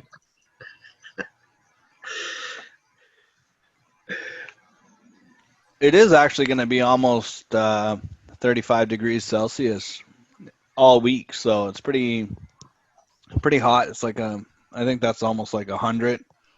We had 117 yesterday. Yeah, but we also get like minus 60. So we may get some 20s. Yeah, no. Occasionally we'll get teens. See, Eva just moved into a place in a little bit north of Ontario, so it's gonna get a little colder for her than in Toronto. but in Ottawa, we're known as generally the second coldest capital in the world because it gets cold.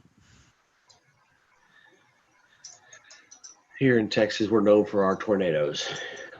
Yeah, you can keep your tornadoes. I'll take our snowstorms at least every once in a while. Maybe the ice storm might take power out or something. But Los is actually right in the hub of all tornado. He's in Oklahoma City area, which is, I mean, it's like a magnet. Really? Yeah. I never knew that was that big of a deal. It's a big until deal. I started talking to him, and he's like, "Yeah, like tornado." I'm like, yeah, it's tornado. Crazy. Like I've had my car buried in snow, like buried like 6-7 feet in snow, but I've never. That's manageable, right? You can shovel your car out, whatever, but not. not a tornado. Yeah. Yeah, no. You wake up in the morning and you're like, "Oh yeah, there's where's my car?" It's like, Al, what's your perspective on this right now? Right now, we still have to sit on our hands. It did give us a little wick down on this little inner trend line and we did break. It broke the wedge, came back in. Now we're looking to see if it's going to break this trend line. I need to go help my son. Give me a little bit. No He got his finger stuck somewhere. I'll be back as we have this trade open.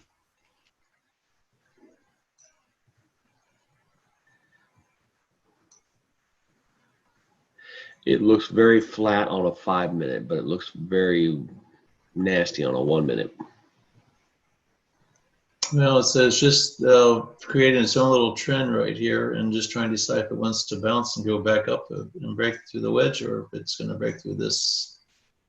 I'm still going to probably have to keep my stop on the other side of the wedge. Yeah, I agree.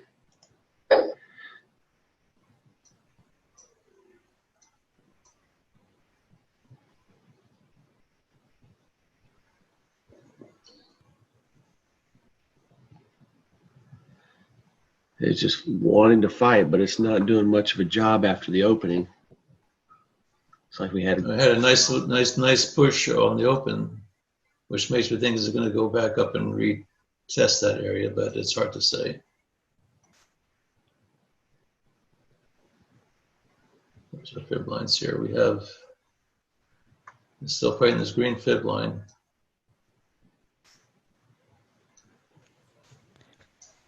Yeah, his finger got stuck in a hole. It happens. So, that's what boys do. Yeah. Yeah. What did the perspective change or anything? Like, it's just a weight. I don't think right now everything's still in that middle zone here between that. No, it's still in that 60-40 zone. Really flat. See you, Ryan. Marcus said tornadoes and earthquakes in Oklahoma. We've had earthquakes. I was playing golf and had an earthquake last summer. I thought I was getting tired. My legs got a little shaky. Come to find out it was just an earthquake, apparently. Yeah, earthquakes are kind of scary. When I was at it was last April or May, I was in the Philippines because my wife's from the Philippines, and we were visiting for a month or so, and it was a big earthquake. Like I was actually trading at the time, and all of a sudden I feel the ground shake, and it's not just the shaking, it's going up and down and side to side. Like literally I could feel my body go up and down. I said, "Oh my goodness, what is this?" Yeah, it's crazy. And then come to find out, it's like a 6.5 magnitude earthquake. About 30 minutes away, there was a mall that collapsed and killed 23 people.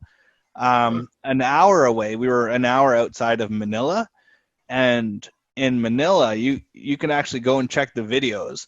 The skyscrapers were actually teetering from left to right, and the pools at the top of the penthouse were emptying. So it was actually like a wave of water from the top of the penthouses onto the street. So multiple people have died in that crazy earthquake. Anyway, the whole point is I was like, hey, let's just hope and pray that there's no typhoon or tsunami or any of that junk that comes our way, because it was pretty concerning, to say the least. That was like the first 5 days we were down there, and I said to my wife, I said, hey, can we go back to Canada now? This thing is just really basing right in here, right inside this. Just can't quite decide which way it wants to go. This is so painful. This is part of it, though. These days happen. Yeah, I know. Right now, I'm sitting on a 2.5 pip loss. I'm okay. I wish it was only 2.5 pips. That move right there is not huge, but it's concerning.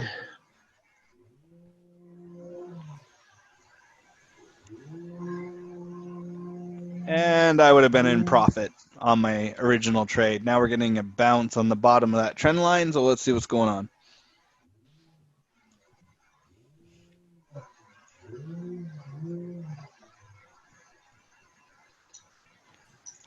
Did you adjust your wedge to catch the bottom of that, Al? No, I haven't touched the wedge. Okay.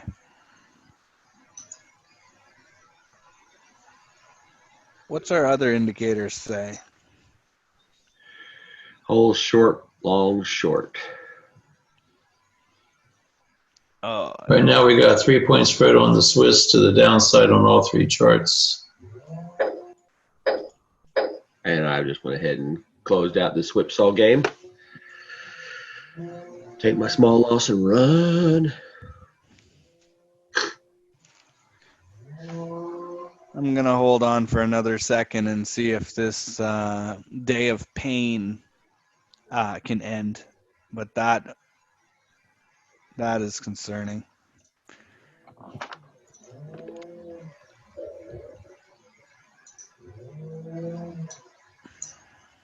Yeah, Jay, you're right. It says stop trading, take a walk. I'm with you on that one today. Yeah. All right. Some days are just when you start getting. Is there a lot of news today? They're It's huge. Yeah. It's a big news day, my friend. It's the whole week. Yeah. And that's one reason why we're getting whipsawed like this, is because it just can't quite decide. It just keeps on trading within a range. And that's usually the days that you need to stay away from some of these.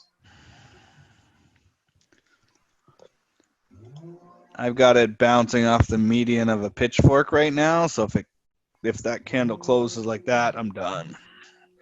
Yeah, Ruben was asking if you were still short. I'm out. No, I'm not short. I took the loss over there. I'm not short. I'm now out with my long position. This is that last bottom here. Let's see what happens. If it breaks that, I'm out. That's a really big candle.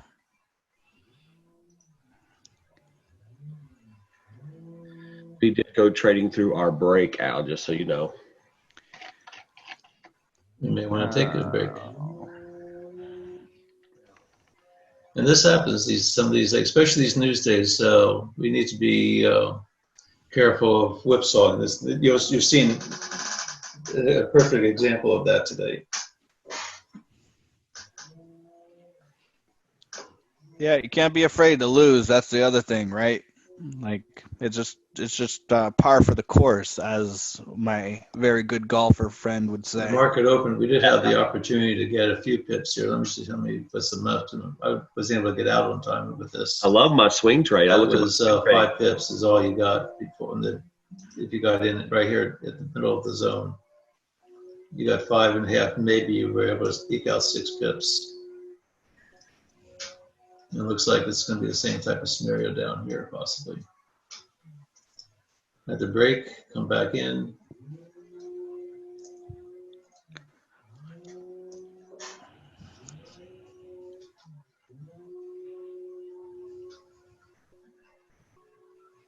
Let's see what 15 minutes doing.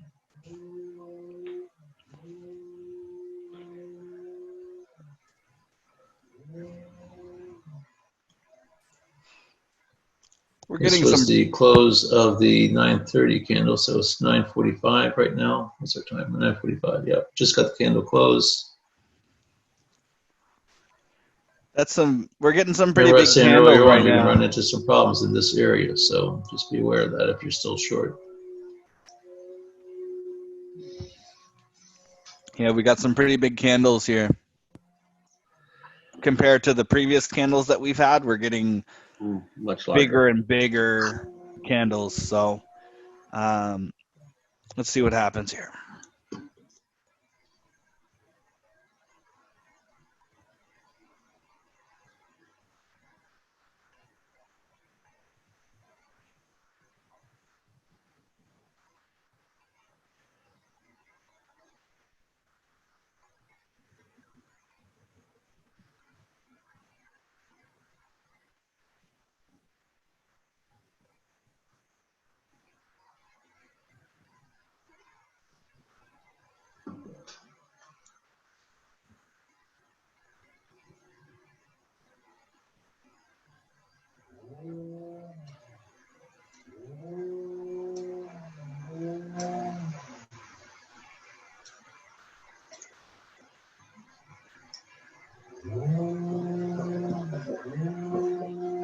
The What biggest time is the part news that coming out today, especially on this pair?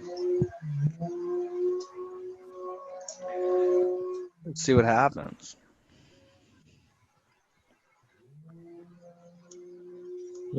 Maybe I love something.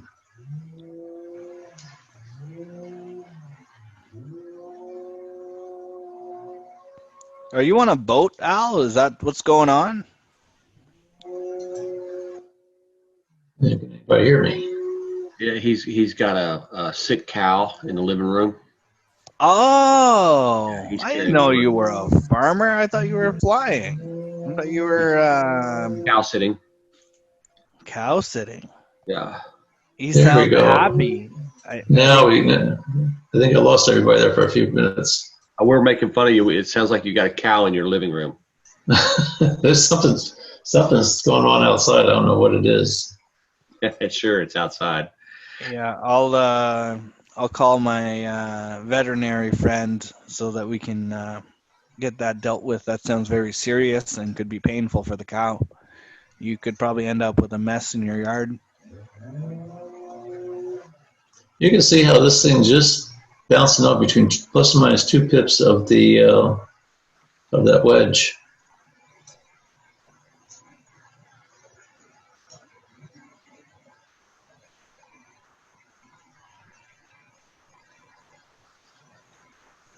Maybe it's a good time to take a break. Well, pretty soon.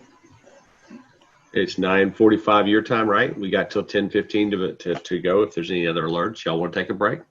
Let's take a break. Okay, let's take a break. We'll be back in what time you want to do a break? Let's 5 minutes to the hour. So that's just it's almost that's 7. I'll be back here in 7 minutes. 7 minutes it is. We'll see you guys in about. That way we can be ready for if there's an alert that comes out at 10 o'clock. Sounds good. Yeah, I'll still be here. So Go ahead. Start. Can anybody see yet? Yeah. Okay. Yep. It looks like we're starting. We got a 15-minute close coming up right now. In about another. Or we just got the close. We just got the close. I'm going to take another shot at this thing going short because we have a nice little basing coming in here.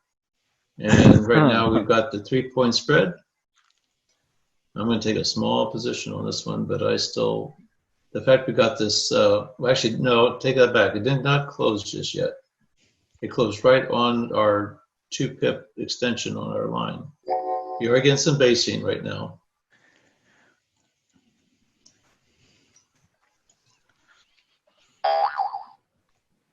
We have a 3-point spread here. We have a 4-point spread here. We have a 1-point spread.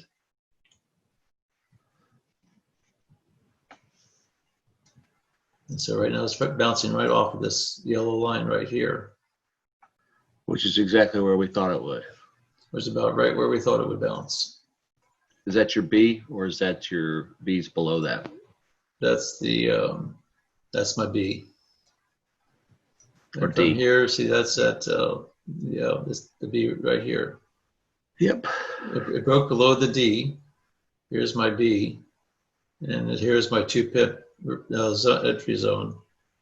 Got a nice candle. The 15-minute candle closed right on this. Closed pretty much right on that 2 pip zone. So Ruben, you in this long or short? Because it looks like you said you're in 2 positions. What's the Rubinator tell us today? Because right now I've been wrong twice. So He's going to say long and short. He's going to be in both positions because he's hedging. Yeah. That's what he's doing. You got a 50-50 shot then of being both short. I just took it short. I took 1 position short, and we'll see what happens with this.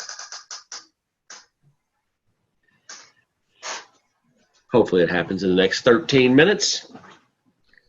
Well, one thing about it is right now I like the fact that this thing closed like it did. It kept on going short. It is bouncing off of this yellow line. We did have our 3 pip spread, and it did close below the main wedge, which is right up here, and actually based inside of our zone. A nice red candle, blue candle, all basing within our 5-minute zone that we had here.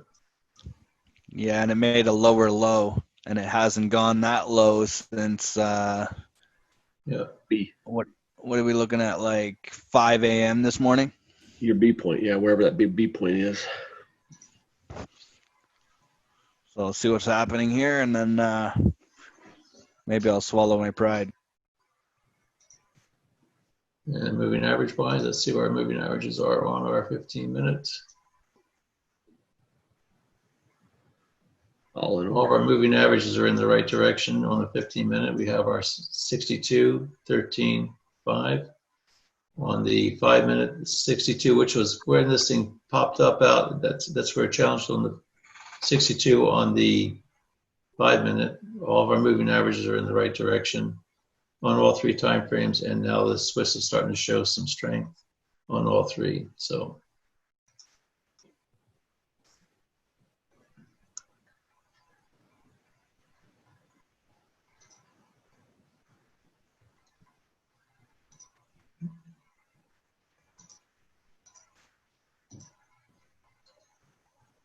You're not seeing my screen. I'm just making some adjustments here right at the moment.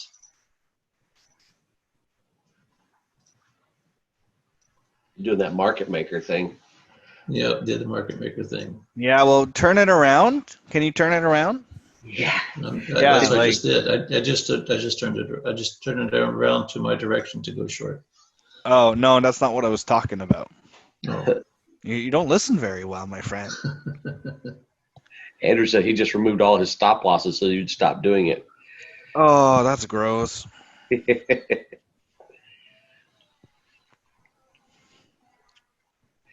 I stayed out. I just not going to get in again.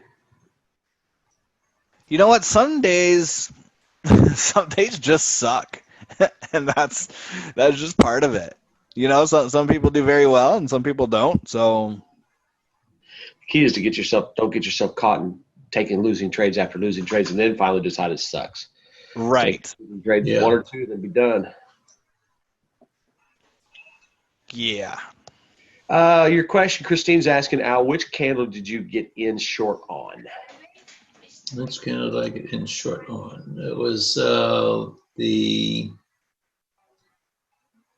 when I recognized that this thing was basing in this little area here, is probably, let's see, my actual fill was probably right about on this blue candle right here at the 39.91 area.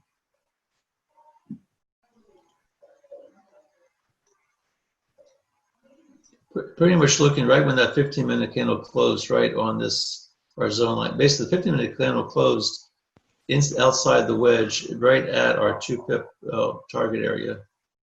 That was a nice move. That was not what I was looking for. That removed all the orders at B. Now it'll come back and retest that area on the downside.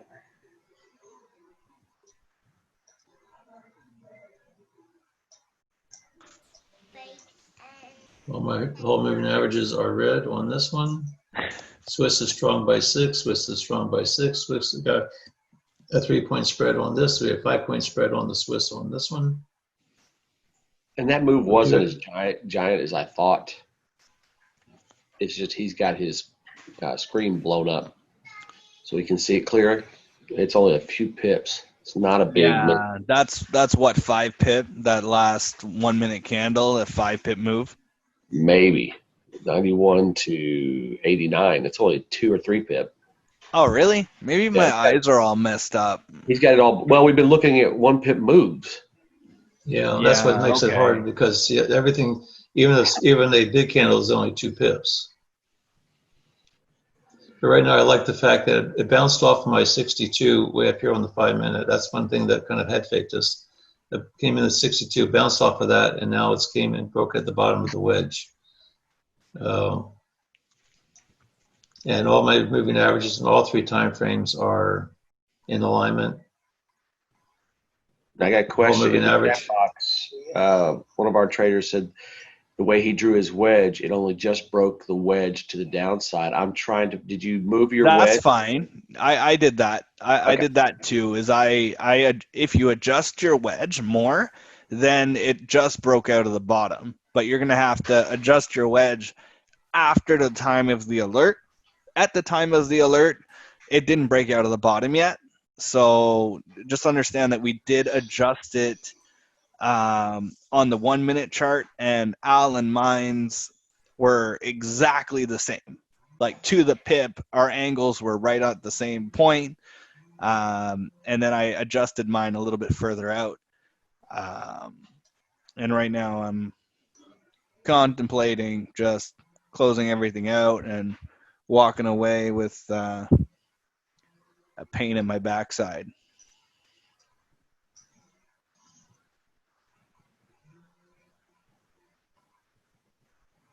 The other thing I liked about with this 15-minute candle was we had this nice red candle. It came back up, couldn't break out of the top of that, and it closed below the bottom of this 15, which was right over here.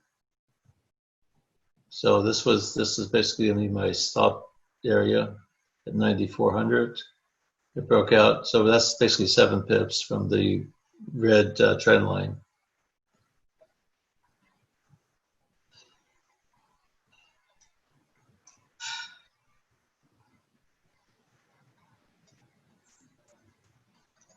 We have about 5 more minutes left in our session, guys. Are there any questions while we're still watching? If you have a question, just type in the Q&A area. We want to make sure we catch them. We're going to be doing this every day, so it's not like you can't come back with a question tomorrow.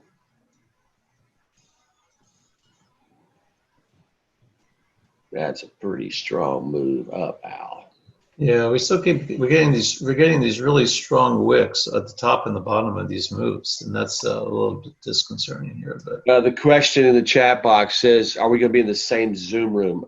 Because we're doing it on a daily basis, and we're using Auvoria Prime's webinar. They've given us multiple different day links. So the link that you use today will be valid for next Tuesday morning. They'll post in Telegram Wednesday's link, Thursday, and those will always remain the same for that particular day and time. It was the only way we could accommodate and do that, and allow other coaches that are teaching to have their own room at the same time. So just make sure you're connected to Telegram, and if you're not connected to our Hawk Strategy Telegram channel, we'll get that link posted to you again tomorrow.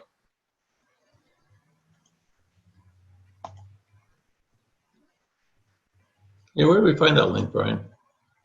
With the Telegram link, it's on Yes. the Slack page. Let me get. I can do that now while y'all are doing that. I'll post it now in the. If I can get it over there. There we go. And I'll post it in the chat box for you guys.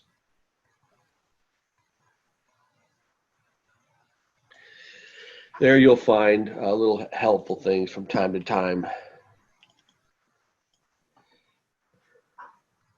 There y'all go. I may post. I can't post the link because I don't get the link until the announcements that y'all get. I have a host link when we do a host, but I don't get the registration link like you guys do.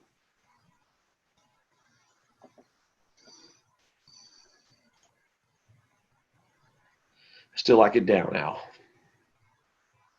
Yeah, I'm still liking it down too. I still like the moving averages in the direction that they are.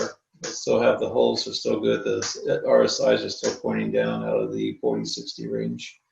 Well, we know where you'll be for the next hour or so. That's all I'm saying. Probably so. Yeah, probably so. I'll be sitting here watching this thing for a while. I'm gonna go help my sister again, and then How's that going? Is that they had a mover come in. One of the movers hurt his back, so in the process, so it became a long ordeal yesterday. And being 115 degrees outside didn't help. And they started at noon, so in the heat of the day of everything. But I think she's pretty much moved out of her apartment into the other one, and it's just now she's asking for a little bit of help because she's not quite as tall as I am and moving some things and organizing. come on, freaking go? What was that? No, I'm just saying go. I need Price to move. Yeah, exactly. I can see it coming back to the top of your green line, though, Al. Yeah, I could see that happening as well. I'm more apt to see it with the on the moving averages. I'm looking at it more to respect that yellow 13 Yellow one, at that would be a better 93, picture. 97. Can you squeeze that down just a little bit so I can see the top of your other candle?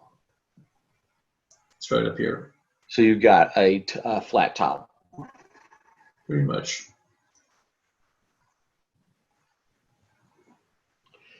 So what I'm looking at is I'm looking at this blue candle over here, the top of this blue candle, which is right at the top. That it came right to the top of the wick of that, and it came back down and retested.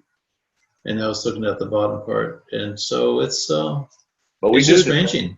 It's just ranging is what it is. Was going to be the problem. Yeah.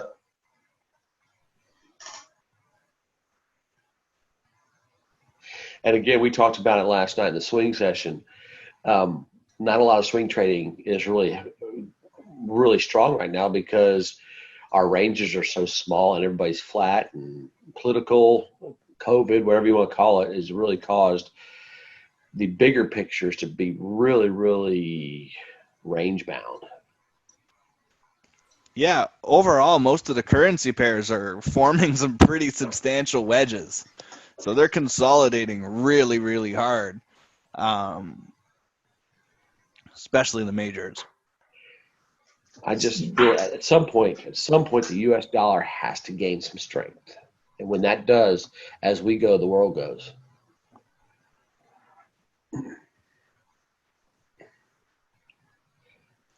Now it's rejecting the bouncing right off the top of the 1 minute 62. Which is the same as the 5 period 15. Yeah.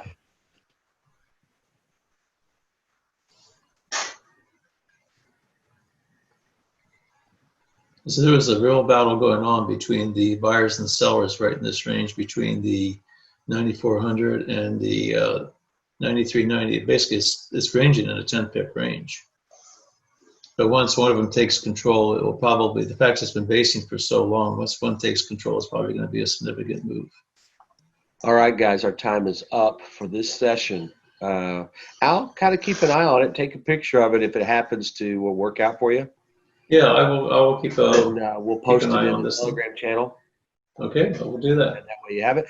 All right, guys, we'll see you at the same time tomorrow morning. And I'm going to stop sharing, and everybody have a good day. And sorry we weren't more profitable today, but every day's a new day. Every day. All right. Take care. See you guys. All right. God bless, guys. Bye.